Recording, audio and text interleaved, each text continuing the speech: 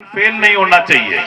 आप लोगों के लिए जो सबसे ज्यादा जरूरी है, मतदान दिलाने में कोई बहुत बड़ी बात नहीं है। गहलोत साहब के निर्देश थे, मेरी इच्छा थी कि जो मतदान मांगे उसको मतदान दो, क्योंकि जैसा शंकर सिंह जी ने नाटक से बताया, परंतु मेरे पास जो शिकायतें आती है ज्यादातर वो किस कारण आती है?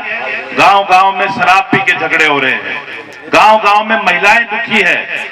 एक महिला के लिए 3 दुख हो जाते हैं शराब के कारण। शंकर सिंह जी, जब वो महिला बचपन में होती है तो अपने पिता को शराब पीते हुए खत्म करते हुए देखती है, फिर वो जवान होती है जब उसको अपने भाई का कहीं ना कहीं इस तरह का कोई हादसा देखती है, और जब दूसरे घर में जाती है तो अपने पति के साथ फिर वो हादसा देखती है, फिर उसी घर में उस पुत्र के साथ जब वो हादसा देखती है तो एक महिला कई बार उसके दुख से झेल के निकलती है। इस बात की पीड़ा मेरे दिल में थी, इसलिए मैंने कहा कि जो शराबबंदी मांगना चाहता है, महिलाओं की बात मांगना।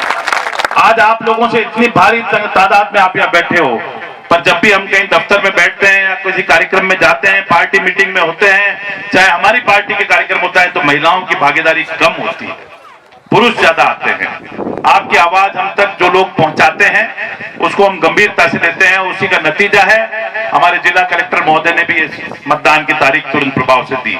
अब इसमें क्या चीज जरूरी है वो सोचने की जरूरत है। ये क्यों जरूरी है शराबबंदी? हमारे इलाके में पहले ही तो आय के स्रोत बिल्कुल नहीं है, कमाई बिल्कुल नहीं है। खेती है क्या हमारे यहाँ? खेती नाम की बिल्कुल नहीं है, बड़ी मुश्किल से नौकरियां मिल रही है।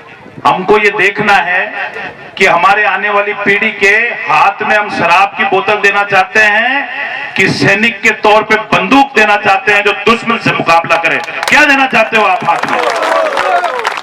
आप उसको सैनिक बनाना चाहोगे जो देश के दुश्मनों से मुकाबला करे, ना कि उसको समाज का दुश्मन बनाओगे शराब की बोतल हाथ में देकर। हमारे बच्चों के भविष्य का सवाल है।